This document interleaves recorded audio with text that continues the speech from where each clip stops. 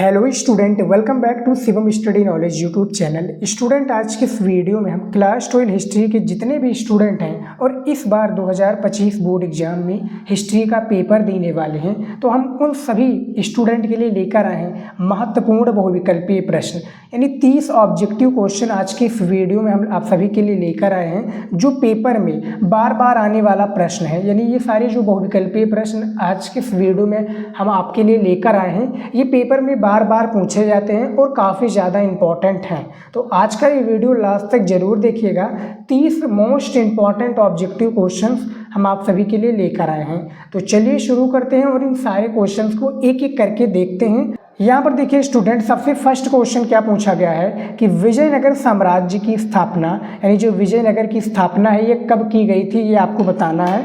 आपके पास 4 विकल्प दिए हुए हैं, इन्हीं चारों विकल्प के थ्रू आपको बताना है एक सही विकल्प है।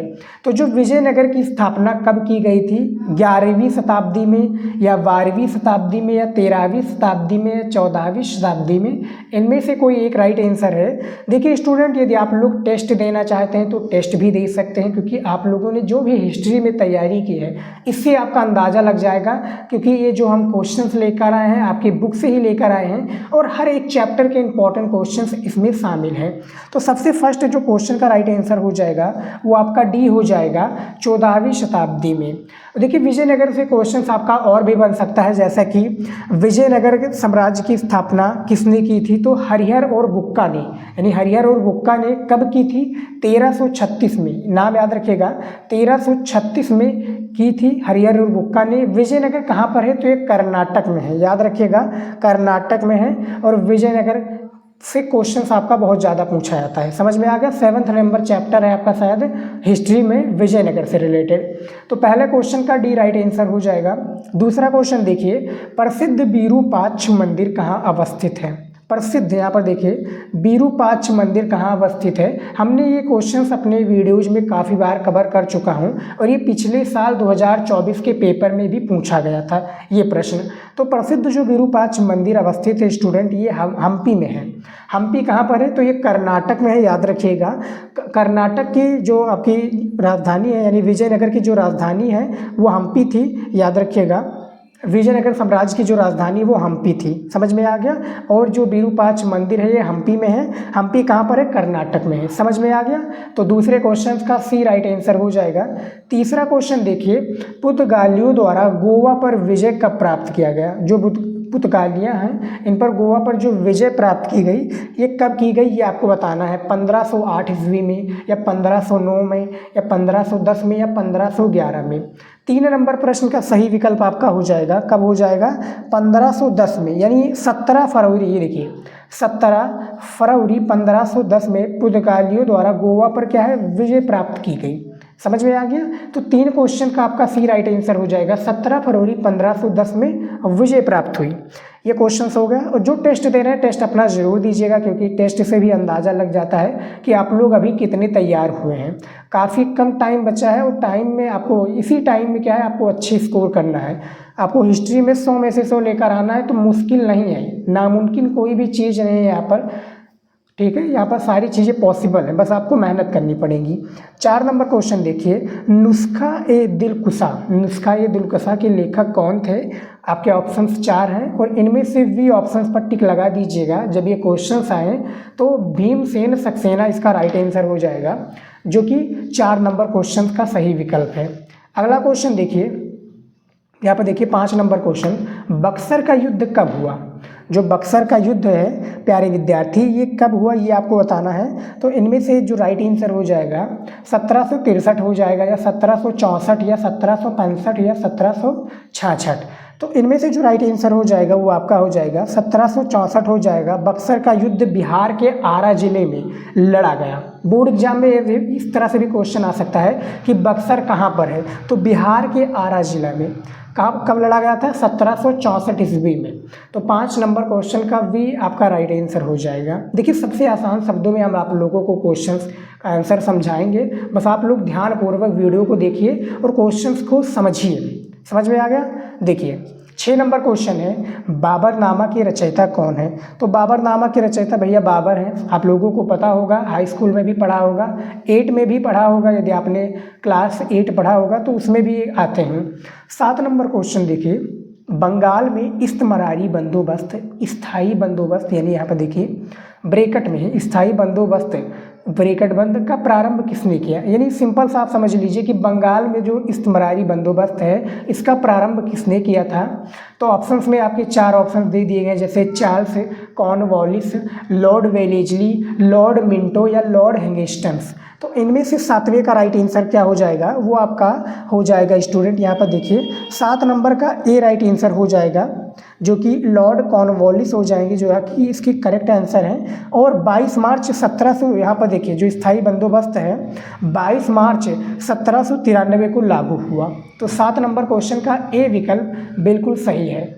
अगला क्वेश्चन देखिए, यहाँ पर देखिए 8 नंबर क्वेश्चन पूछा क्या गया है, संथाल विद्रोह के दौरान कितने संथाल मारे गए थे? यानी जो इसका विद्रोह हुआ था, संथाल विद्रोह, जो कि झारखंड के पूर्वी क्षेत्र में हुआ था, और लगभग कितने 15,000 से अधिक लोग मारे गए थे। यानी 8 नंबर का डी विकल्प बिल्कुल राइट आंसर हो जाएगा, जो कि संथाल विद्रोह कहाँ पर हुआ था? झारखंड के पूर्वी क्षेत्र में। इसमें जो लोग मारे गए थे 15,000 से अधिक लोग इसमें शामिल हैं, यानी मरने की संख्या में। उसके बाद में देखिए 9 नंबर क्वेश्चन, रैयतवाड़ी व्यवस्था निम्न में से कहाँ लागू की गई? रैयतवाड़ी जो व्यवस्था है निम्न में से कहाँ लागू की गई? बम्बई, असम या मद्रास या ये सभी?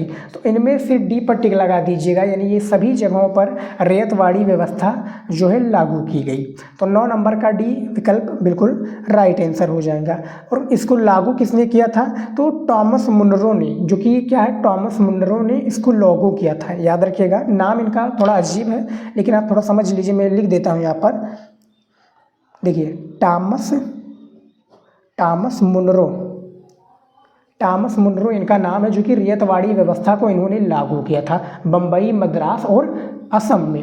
चलिए देखते हैं अगला क्वेश्चन। यहाँ पर 10 नंबर क्वेश्चन देखिए, क्वेश्चंस आपको समझ आ रहे हैं, और ये सारे क्वेश्चंस आपके बुक और क्वेश्चन बैंक से लिए गए हैं, जो कि पेपर में आपके, जैसा कि मैंने आपको शुरुआत में बताया, पेपर में हर साल पूछे जाते हैं। 10 नंबर क्वेश्चन है, बिहार में जगदीशपुर में, जो बिहार के जगदीशपुर में आते कि बिहार के जगदीशपुर में विद्रोह का नेतृत्व किसने किया? मौलवी अहमद उल्लाह ने, या खान बहादुर खान, या कुंवर सिंह, या तात्या टोपे? तो इनमें से कुंवर सिंह पर आप टिक लगाइएगा, जो कि 10 नंबर का वी ऑप्शन बिल्कुल राइट आंसर हो जाएगा। चलिए देखते हैं अगला क्वेश्चन। देखिए ये सारे क्वेश्चन इंपॉर्टेंट हैं, यदि आप लिखना चाहें तो लिख सकते हैं, नहीं तो आप लोग अपना माइंड का प्रयोग करके इसको फीड कर लीजिए, अपनी मेमोरी में, अपने दिमाग में फीड कर लीजिए, क्योंकि इंपॉर्टेंट क्वेश्चन है।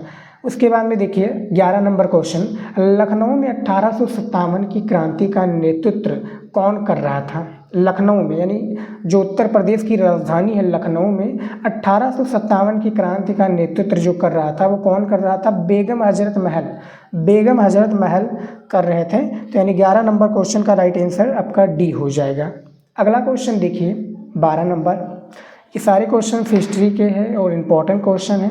अब देखिए मैप वाला वीडियो हमारा जल्दी आएगा। जो भी विद्यार्थी कह रहे हैं कि सर मैप पर वीडियो बनाइए, तो मैप पर वीडियो जो हमारा वो जल्दी आएगा। बस आप लोग ज़्यादा से ज़्यादा कमेंट कीजिए, और मैं जितने भी क्वेश्चंस लेकर आता हूँ, जो भी आपके सब्जेक्ट है, सारे क्वेश्चंस को आप तैयार कीजिए। बहुत ही कम टाइम बचे हैं आपके पेपर होने में, और आप टॉपर बनना चाहते हैं, अच्छा नंबर लाना चाहते हैं बोर्ड एग्जाम में, तो अभी से तैयारी में जुट जाइए।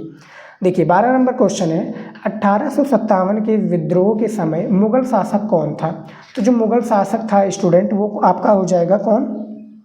बहादुर शाह जफर था। देखिए बुक में तो बहादुर शाह जफर दिया, लेकिन हमने गूगल पर सर्च किया तो वहाँ पर अकबर द्वितीय भी बता रहा था। दोनों में से करेक्ट आंसर क्या हो जाएगा? कमेंट में ज़रूर बताइएगा।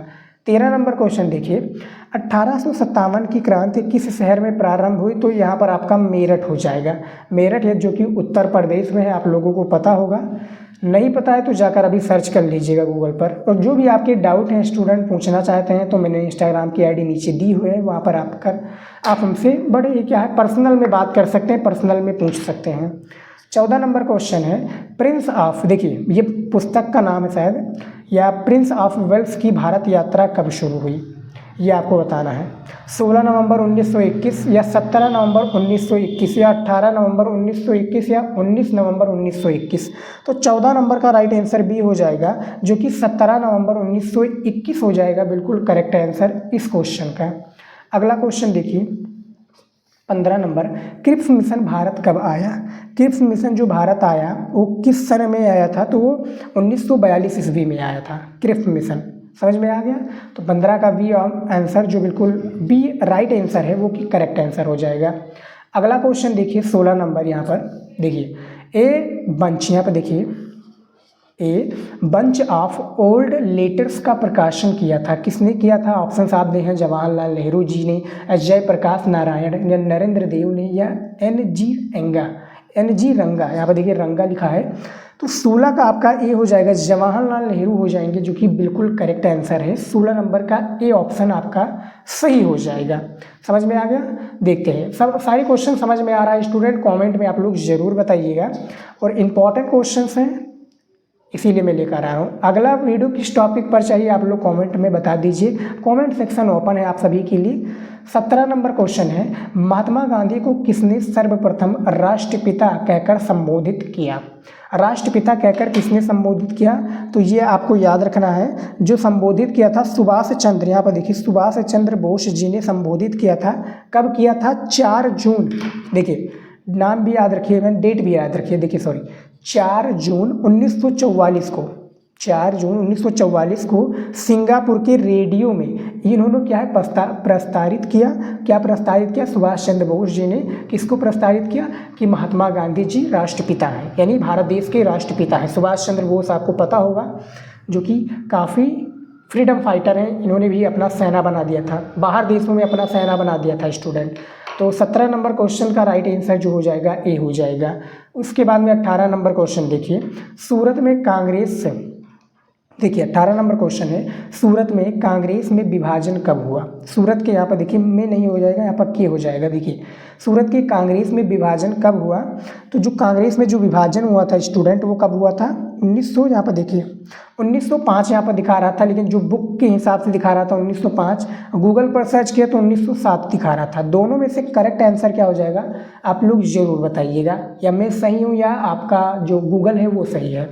19 नंबर क्वेश्चन देखिए, केंद्र में, देखिए केंद्र में अंतरिम सरकार का गठन कब किया गया?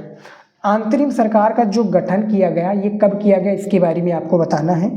तो 19 का आपका वी ऑप्शन बिल्कुल सही हो जाएगा, 2 सितंबर 1946 हो जाएगा राइट आंसर। समझ में आ गया? 9 यहाँ पर देखिए जो 19 नंबर क्वेश्चन है कि 2 सितंबर 1946 केंद्र में अंतरिम सरकार का गठन किया गया। तो 19 का आपका वी ऑप्शन बिल्कुल सही है। अगला क्वेश्चन देखिए 20 नंबर, भारतीय संविधान सभा के अध्यक्ष कौन थे? बहुत ही इंपॉर्टेंट क्वेश्चन है और आपके पेपर में ही हिस्ट्री में देखा जाए तो पिछले 4 सालों से लगातार ये क्वेश्चन आ रहा है, भारतीय संविधान सभा के अध्यक्ष कौन थे? तो यहाँ पर देखिए, तो 20 नंबर जो क्वेश्चन है इनमें से आपका राइट आंसर शायद डी हो जाएगा, डॉक्टर राजेंद्र प्रसाद हो जाएंगे, जो कि भारतीय संविधान सभा के क्या है अध्यक्ष थे, डॉक्टर राजेंद्र प्रसाद जी। ये 20 नंबर क्वेश्चन है, इसका भी आंसर हमने दे दिया है। उसके बाद में देखिए 21 नंबर क्वेश्चन, 21 नंबर क्वेश्चन देखिए, भारत के प्रथम राष्ट्रपति कौन थे? प्रथम राष्ट्रपति यानी प्रथम president, Indian first president name आपको बताना है कौन है भारत के। डॉक्टर राजेंद्र प्रसाद जी हो जाएंगे, या डॉक्टर भीमराव अंबेडकर, या श्री राजगोपालाचारी, या जेबी कृपलानी। तो इनमें से 21 नंबर जो क्वेश्चन है स्टूडेंट, इनमें से राइट आंसर जो आपका हो जाएगा वो हो जाएगा डॉक्टर राजेंद्र प्रसाद जी, जो कि शायद भारत के फर्स्ट प्रेसिडेंट थे। और इनमें से कोई भी क्वेश्चन का विकल्प आप लोगों को गलत लग रहा है तो कमेंट में आप बिना हिचकिचाए बता सकते हैं, मैं उसको रिसर्च करूंगा फिर आपके सामने प्रेजेंट करूंगा। क्योंकि स्टूडेंट क्या है, मैं अपने हिसाब से नहीं बताता हूँ कि इसका राइट आंसर ये होगा, जो बुक में होगा वो मैं लेकर आता हूँ, और क्वेश्चंस को मैं एक बार क्या है सही से क्रम से चेक करता हूँ गूगल पर कि ये क्वेश्चन का आंसर जो दिया हुआ है बुक में वो सही है या नहीं सही है, फिर मैं आपके सामने प्रेजेंट करता हूँ। तो उसमें मेरी कोई गलती रहती नहीं। हालांकि क्या है, 1-2 क्वेश्चंस गलत हो सकते हैं, उसके ऑप्शंस गलत हो सकते हैं, तो कमेंट में आप बता सकते हैं हमें, ठीक है। चलिए देखते हैं अगला। देखिए यहाँ पे देखिए 22 नंबर क्वेश्चन दिया हुआ है, लोथल स्थित है, बहुत ही इंपॉर्टेंट क्वेश्चन है, तो गुजरात में स्थित है, आप सभी को पता होगा। 22 का बी ऑप्शन बिल्कुल सही हो जाएगा, जो कि गुजरात के कहाँ पर स्थित है लोथल, भाल जो जिला है गुजरात का, शायद भाल जिला, उसमें स्थित है। 23 नंबर क्वेश्चन है, किस मृतकों का टीला कहा जाता है, या किसे मृतकों का टीला कहा जाता है, ये आपको बताना है। सुअरकोटहा का, या चनहूदड़ो, या मोहनजोदड़ो, या लोथल। तो मृतकों का टीला स्टूडेंट जो कहा जाता है वो मोहनजोदड़ो को कहा जाता है। मोहनजोदड़ो की जो खोज हुई थी, बोर्ड एग्जाम में पूछा जाएगा, तो 1922 में, देखिए 1922 में किन्होंने किया था, तो राखल दास बनर्जी जी, राखल दास, यहाँ पर नाम याद रखिए, राखल दास बनर्जी ने 1922 में मोहनजोदड़ो की खोज की थी, जहाँ पर मृतकों का टीला कहा जाता है। उसके बाद में देखिए 24 नंबर क्वेश्चन, गोदीवाड़ा कहाँ स्थित है, गोदीवाड़ा कहाँ स्थित है, तो जो गोदीवाड़ा स्थित है वो आपका लोथल में स्थित है, जो कि गुजरात के भाल में स्थित है, समझ में आ गया। उसके बाद में देखिए 25 नंबर क्वेश्चन, कनिंग की राजधानी कौन सी थी, कनिंग, कनिंग की आपको पता होगा, कलिंग की जो राजधानी है वो तक्षशिला है, या स्वर्णगिरी, तोसाली, या उज्जैनी। ये काफ़ी इंपॉर्टेंट क्वेश्चंस हैं, और यदि आप लोगों ने पढ़ा है तो इसका आंसर आप लोग कमेंट में दे सकते हैं। समझ में आ गया। नहीं आपको आता है क्वेश्चन तो इसका राइट आंसर हो जाएगा तौसाली हो जाएगा, जो कि उड़ीसा में, प्रेजेंट टाइम में उड़ीसा में स्थित है। तो 25 का सी आंसर बिल्कुल सही हो जाएगा। उसके बाद में देखिए अगला क्वेश्चन 26 नंबर, साम्राज्य के अधिकांश हिस्से में अशोक की शिलालेख लिखे गए थे, यानी साम्राज्य की जो अधिकांश हिस्सा इसमें अशोक की शिलालेख लिखे गए थे, प्राकृत में, या संस्कृत में, या तमिल में, या पाली में। तो किस में लिखे गए थे ये बताना है। तो इनमें से आपका प्राकृत हो जाएगा, जो कि प्राकृत हो जाएगा, जो कि अशोक के शिलालेख लिखे गए थे। 26 का ए ऑप्शन बिल्कुल सही हो जाएगा। अगला क्वेश्चन देखिए 27 नंबर, प्राचीन काल में कितने प्रकार की विवाह का उल्लेख है। बहुत इंपॉर्टेंट क्वेश्चन है, आप सभी को पता होगा स्टूडेंट, आप तो इतना इंटेलिजेंट हो ही। तो इनमें से जो विवाह का उल्लेख है वो 8 प्रकार का विवाह का उल्लेख किया गया है, जो कि 27 का डी ऑप्शन हो जाएगा। विवाह का जो एक प्रकार से प्रकार है वो 8 प्रकार के हैं। उसके बाद में देखिए अगला क्वेश्चन, यहाँ पर देखिए 28 नंबर क्वेश्चन क्या है, अनेकांतवाद जिसको हम ब्रैकेट में स्यादवाद, यहाँ पर देखिए स्यादवाद का सिद्धांत किस धर्म से संबंधित था ये बताना है। बौद्ध धर्म हो जाएगा, जैन धर्म, शाक्त धर्म, या ब्राह्मण धर्म। तो 28 नंबर जो प्रश्न है हमारा, इसका जैन धर्म बिल्कुल करेक्ट आंसर हो जाएगा 28 नंबर क्वेश्चन का।